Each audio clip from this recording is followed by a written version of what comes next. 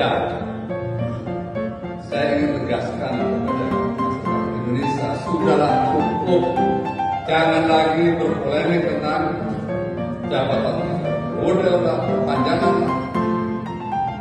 Presiden sudah tegas mengatakan seperti itu, jangan ini menjadi bahan gorengan. Kita pemerintah saat ini telah fokus memikirkan pandemi belum selesai tuntas. Yang kedua, pemerintah memikirkan skenario untuk menghadapi perang Ukraina dan Rusia.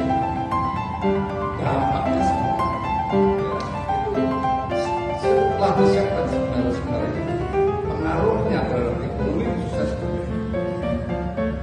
Kita berpikir ke depan, jangan lagi berputar-putar bangsa ini berbicara yang tidak produktif. Bicara perpanjangan, bicara dengan produk presiden jelas untuk bicara. Ngomong apa lagi? Masih lagi.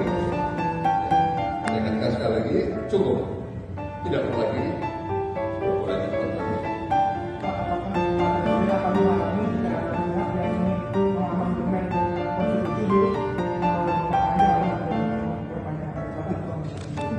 Pemerintah tidak pernah membicarakan itu. Kalau itu persoalan bergeliling di luar, jangan melibatkan pemerintah. Kalau itu bergeliling di DPR, itu urusan DPR. Pemerintah tidak pernah membicarakan sedikit pun tentang 3 periode, tentang perpanjangan lah. Sudah kabinet, no, never, sama sekali tidak. Justru Presiden kemarin menegaskan, jangan lagi ada pembicaraan tentang itu. Kita fokus melihat bagaimana. Yang saya hormati Jenderal Andika, Panglima TNI, terkait dengan kejadian di Papua yang banyak menelan korban jiwa, bergugurannya prajurit-prajurit TNI yang dibunuh, yang dibantai secara sadis dan biadab oleh para pemberontak-pemberontak itu. Kami sebagai prajurit, walaupun kami mantan tentara, tidak pernah sedikit pun menerima kejadian itu. Mendidih darah kami, apapun bentuknya, solidaritas kami terhadap teman-teman kami prajurit di lapangan itu adalah harga mati. Bentuk kesetiaan kami dan kecintaan kami terhadap institusi yang kami banggakan dan kami cintai, yaitu Tentara Nasional Indonesia. Jangan sampai Tentara Nasional Indonesia ini terkesan lemah, terkesan tidak punya kemampuan tempur. Ini sangat menyayat hati kami.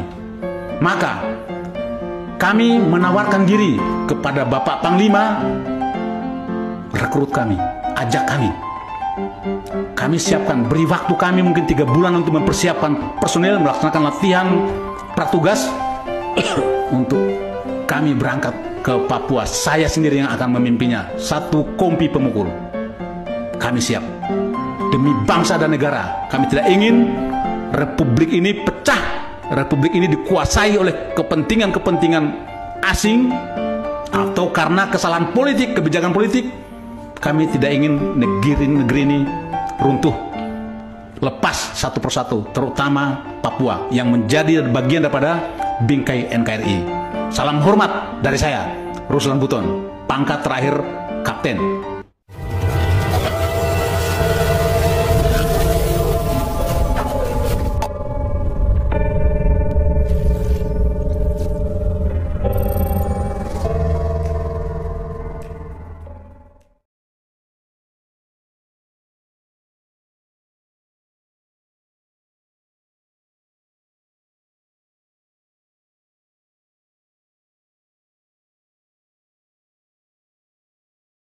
Assalamualaikum warahmatullahi wabarakatuh. Alhamdulillahirabbil alamin wa bihi nasta'inu ala umurid dunya waddin wa ala alihi wa ashabihi wa azwajihi wa auladi wa ahli baitil kiram amma ba'd. Alhamdulillahirabbil alamin. Kita berjumpa kembali menjelang buka puasa hari yang ke-8. Hari yang ke-8, nggak terasa ya, kita sudah 1 dekade. 1 windu. 8 hari maksudnya, bukan 8 tahun. menjelang berbuka puasa ya. Bagi yang daerah waktu Indonesia Timur mungkin sudah ya. Kalau Indonesia waktu Indonesia Tengah dan Barat ya selisihnya memang banyak ya. Selisihnya memang banyak. Kalau waktu Indonesia Barat bagian barat banget sana daerah Sumatera ke sana itu masih lama banget. Kalau di sini sekitar 1 jam kurang. 1 jam kurang. Alhamdulillahirabbil alamin. Puja dan puji syukur kita kehadirat Ilahi Robbi yang mana selalu kita mendapatkan kesehatan, kemurahan rizki. Rizki itu macam-macam ya, bukan hanya finansial saja, karena rizki itu mutlak. Kalau bagi Allah itu rizki itu mutlak. Yang jelas kita diberikan nikmat sehat, nikmat iman dan Islam, nikmat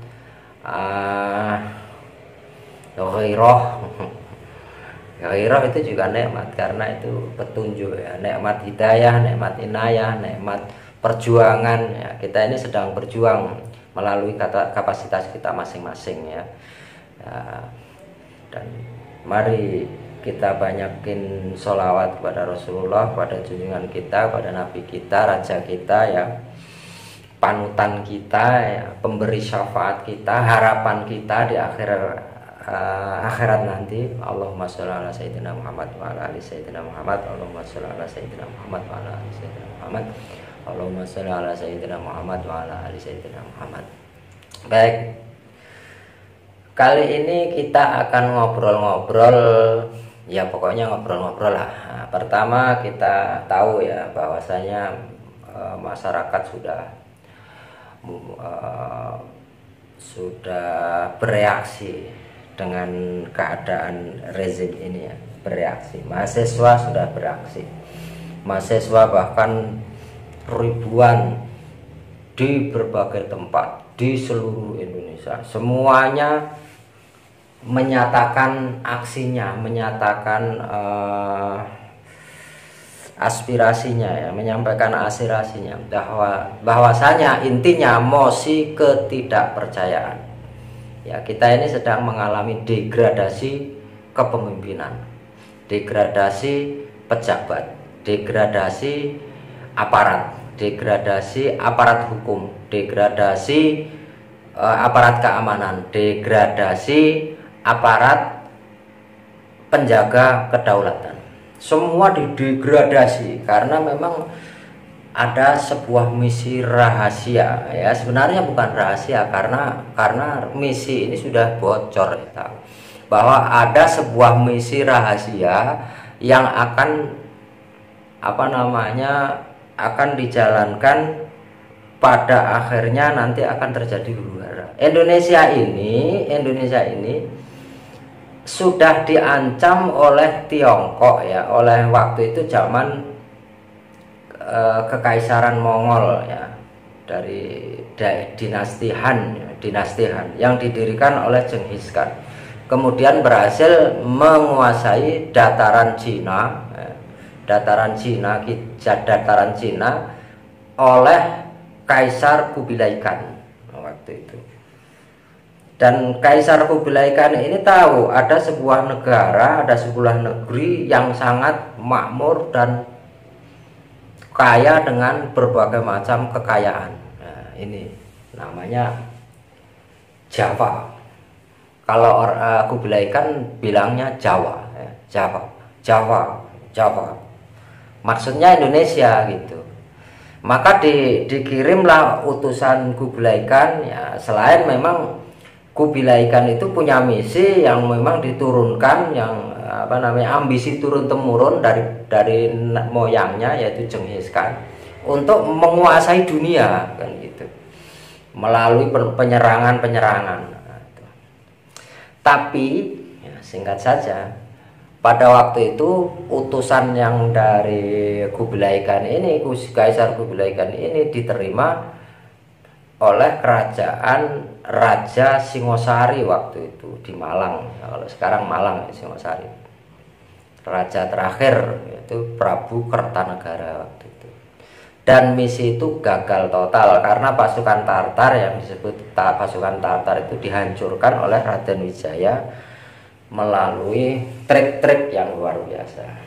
Jadi leluhur kita ini memang leluhur yang sangat luar biasa ya. Makanya negeri kita ini dikatakan negeri adiluhung karena leluhur kita ini petarung, benar-benar petarung, bukan pengecut kayak sekarang gitu.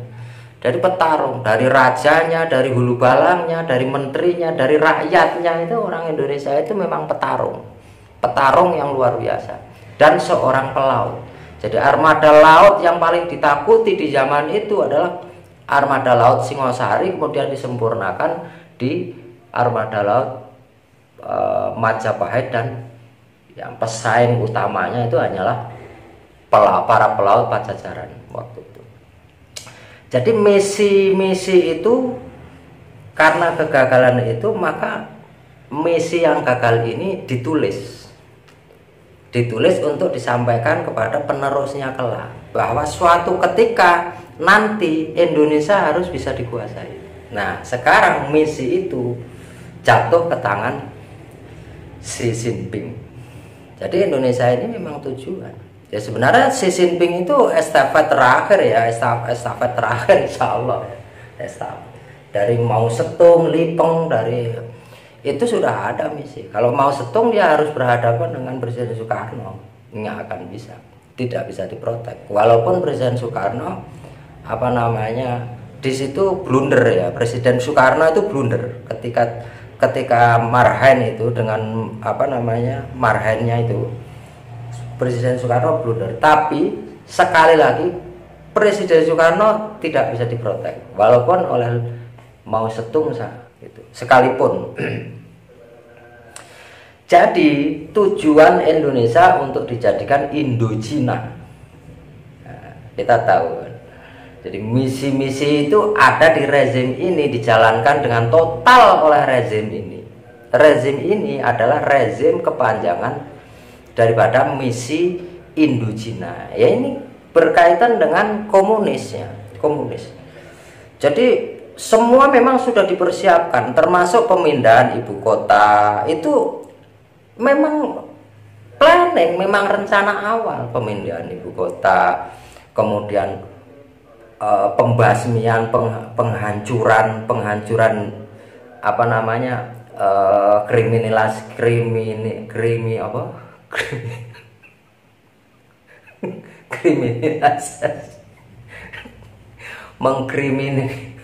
mengkriminalisasi ulama siapapun yang menentang kebijakan rezim ini pasti dihabisi. Nah kebetulan yang menentang itu jelas para alim ulama, para ulama yang lurus, maksudnya para ulama, para habaib, para santri, para aktivis itu yang menentang pasti dihabisi. Karena itu memang instruksinya seperti itu. Siapapun yang menghalangi rencana jalur sutra ini kan namanya jalur sutra ini. Jadi kalau dulu namanya obor ya, one belt one road, obor zaman Mao Zedong itu. Misinya itu sebenarnya itu misi dari zaman Kubilai Khan itu memang untuk menjalankan jalur sutra dari Indochina Raya. Jadi Indonesia ini akan dijadikan sebagai pusat Indochina Raya. Lu saya ini ngomong nggak asal ngecap, nggak asal ngepacot. Ada yang bilang, ada yang ngasih tahu, ada datanya. Walaupun nggak ada di tangan saya. Jadi para pengkhianat, para munafik memang nggak sedikit. Habib Rizik itu 2 triliun. Kemudian para penyelenggara kardus gembok lumayan 0,5 triliun, ya kan? 300 miliar, 400 miliar kan lumayan. Kemudian orang-orang. Jadi memang yang membuat Indonesia ini, yang membuat negeri kita ini menjadi rapuh itu para pengkhianat, para pecundang, para penjilat, para munafikun. mau kiai, mau habib, kalau munafik ya munafik. Kalau habibnya saya menghormati, takdim sekali karena keturunan Rasulullah, tapi munafiknya saya benci. Saya benci. Walaupun habib, kalau habib itu jadi munafik, saya hajar munafiknya, bukan habibnya. Itu perbedaannya, harus dilawan. Nggak bisa mentang-mentang habib bebas jadi munafik, nggak boleh.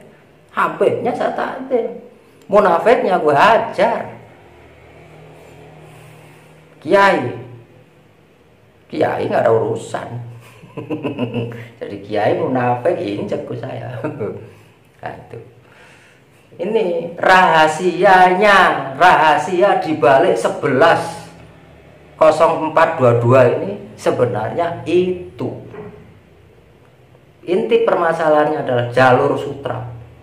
Jalur sutra, maka akan terjadi perpanjangan masa jabatan 3 periode, ya kan? Pemindahan IKN, pertalit langka. Misinya jelas, endocinaranya. Berarti para penduduk Tiongkok, Cina daratan, memang sengaja didatangkan, terus dengan membawa yang namanya koplat kapit itu. Koplat kapit itu kan rekayasa koplat kapit ini, pat kipot kapit, pat kopet, kopet. Dibawa, memang sengaja dibawa ke sini, diisukan, dan dibantu oleh Amerika. Ya, makanya saya katakan rezim ini adalah rezim yang berada di dua ketiak, demokrasi dan komunis.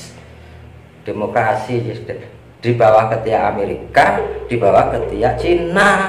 Nah, kiainya pun ikut masuk ketiak, cerot. Akhirnya menjadi kiai munafik, kiai jarkoni, ngajar ning lakoni, walaupun kiai, walaupun ustadz, ilmunya nggak bisa dihitung, tapi menjadi kiai yang mendukung kemunafikan, mendukung kezaliman, mendukung keangkara murkaan di hadapan saya adalah tai. Itu aja gampang, repot. Nah, itu. Jadi begitu. Jadi mahasiswa ini bocorannya sudah tahu. Bocorannya tentang jalur sutra itu sudah tahu, tentang program Indocina Raya ini sudah tahu, makanya meledak. Nah, mereka caranya ya seperti itu, mendatangkan orang-orang Cina dengan dalih ini, kemudian membantu dengan finansial yang dengan bunga yang tinggi, kemudian mengeluarkan dana sebanyak mungkin untuk agar supaya bonekanya itu bisa duduk di instansi-instansi yang penting, di tempat-tempat yang penting gitu. Di tempat apa namanya, ya apa senengnya apa namanya, pokoknya duduk di jabatan-jabatan strategis, terutama ya jelas presiden lah, Kapolri, Pangap. Itu semua sudah diatur oleh mereka, MK, pengadilan, kejaksaan. Jadi percuma kita ini kan, kita ini sering kan Allah tunjukkan ya bahwasanya kita kecurian motor misalnya, kita lapor yang dihukum malah kita. Jadi orang yang punya motor kecurian, kemudian melapor gitu, tapi yang salah malah yang kecurian. Orang sedang naik motor atau mobil dibegal di tengah jalan, kemudian melawan begal, kemudian begalnya terluka atau bahkan mati. Yang salah justru yang dibegal itu. Ya itu memang dibikin seperti itu. Kemudian bagaimana supaya rakyat kita, rakyat Indonesia ini, rakyat negeri ini menjadi miskin? Yaitu harga pokok makanan dinaikkan, kredit disebar dengan mudah, tapi dipersulit untuk bisa membayarnya. Itu memang caranya seperti itu. Jadi nggak usah kaget. Yang jelas, mari kita bersatu, berjuang itu melalui kapasitas masing-masing. berjuang, ikut aksi bagus, berdoa bagus. Karena tidak mampu aksi, tidak mampu berdoa, ya kebangetan. Orang berdoa itu kan nggak harus diucapkan, melalui hati. Bahkan itu lebih paten kalau kita menggunakan bahasa dalam, ya. Dengan menggunakan bahasa dalam itu akan lebih paten. Ya kan gitu. Luar biasa bukan? Jadi Allah bongkar semuanya, Allah bongkar. Dan insya Allah dengan izin Allah, dengan kekuatan, dengan ridho Allah, dengan ridho dari Allah, dengan berkah dari Rasulullah, berkah para nabi, para Rasulullah, para anbiya, para wali, para mujahid, para syuhada, Indonesia tidak akan bisa menjadi negara Indochina. Para munafik, siap-siaplah kalian. Para penjilat, siap-siaplah kalian. Ini sudah mendekati 2024. Saatnya Islam memimpin dunia. Dan tidak akan ada yang mampu untuk menghadangnya. Walaupun kekuatan nomor 1 di dunia sekalipun, kalian hadapi adalah kekuatan yang unlimited, kekuatan yang tidak ada batasnya. Wahai para munafik, wahai para pecundang, wahai para pengkhianat, kembalilah ke jalan yang benar atau kalian binasa. Ya, cukup sekian saja.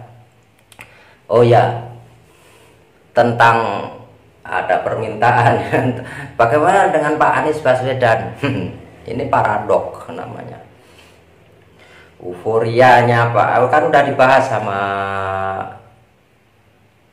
Gus Nur ya. Kalau ngelihat channelnya Gus Nur sudah dibahas, cuman saya mau menggarisbawahi, saya setuju dengan apa yang diungkapkan Gus Nur ya, bahwasanya di saat kita sedang berdarah-darah, di saat kita sedang membongkar misi-misi rahasia yang sedang dijalankan rezim ini bersama Xi Jinping, bersama 9 naga untuk menghancurkan negeri ini, untuk merubah negeri ini menjadi Indochina Raya yang berhaluan komunis, dia sudah euforia dan sudah dari bahasa tubuh, bahasa mimik wajahnya juga dia sudah menempatkan dirinya bahwa dirinya itu sebagai seorang calon presiden.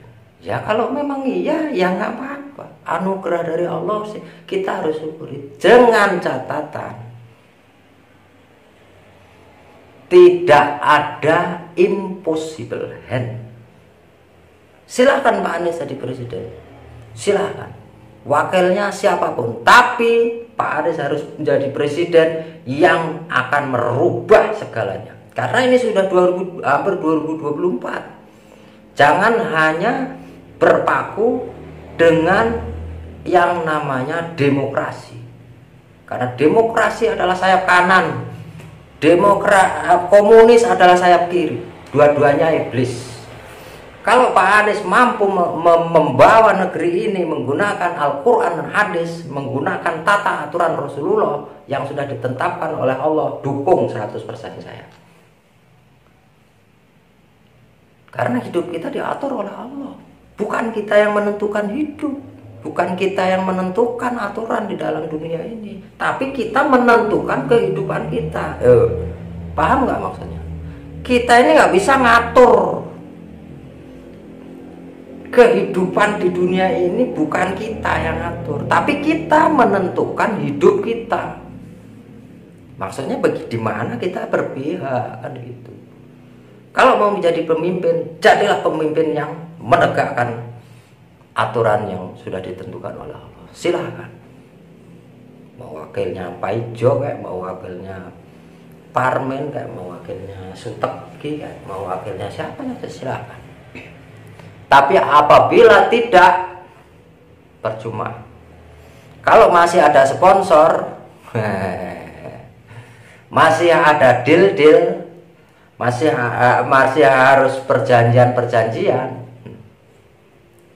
jas buka ikut belangkon, sama buka sama juga sami mawon 11 12 14 15 16 17 18 19 20. Karena apa?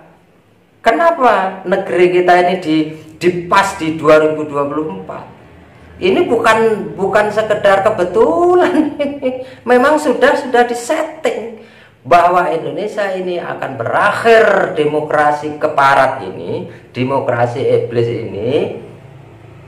Demokrasi juga nggak dijalankan toh, yang dijalankan justru sekarang komunis, radikalisme, the power apa namanya, power absolut. Jadi kekuasaan absolut, kekuasaan semena-mena yang dijalankan, komunis yang dijalankan. Jadi Allah kan sudah katakan, qul inna hudallah wal huda. Saya ditanya, dukung Pak Anies enggak?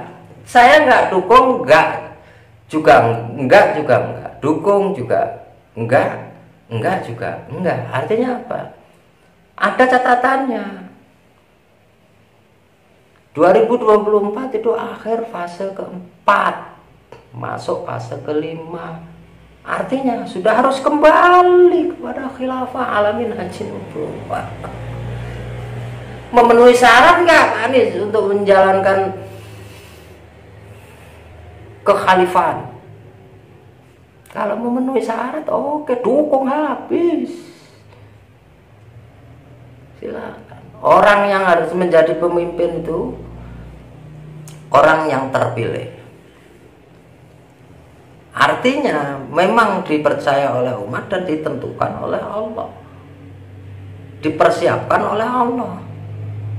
Itu makanya yang namanya pemimpin di 2024 itu nanti adalah seorang tokoh yang tidak bertitel.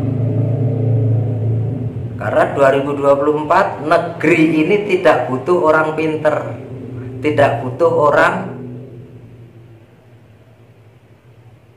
berpendidikan tinggi, enggak butuh itu. Yang dibutuhkan adalah jujur, amanah, tablek, fatona. Itu.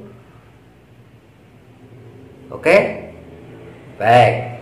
Segitu saja dari saya untuk Pak Anies.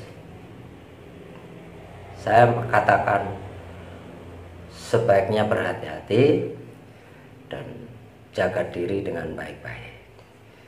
Jangan sampai terjebak lagi. Untuk rakyat Indonesia, kita ini sudah ditipu 70 tahun lebih. Berbijaklah, ikuti jas merah. Dunia ini milik Allah. Allah yang menentukan tatanan dunia, bukan manusia. Jadi bagi bangsa Indonesia apalagi dan bangsa dunia, udah saatnya kembali ke Allah dan Rasulullah, bukan demokrasi. Oke, itu. Wabillahi taufiq wal hidayah. Wassalamualaikum warahmatullahi wabarakatuh.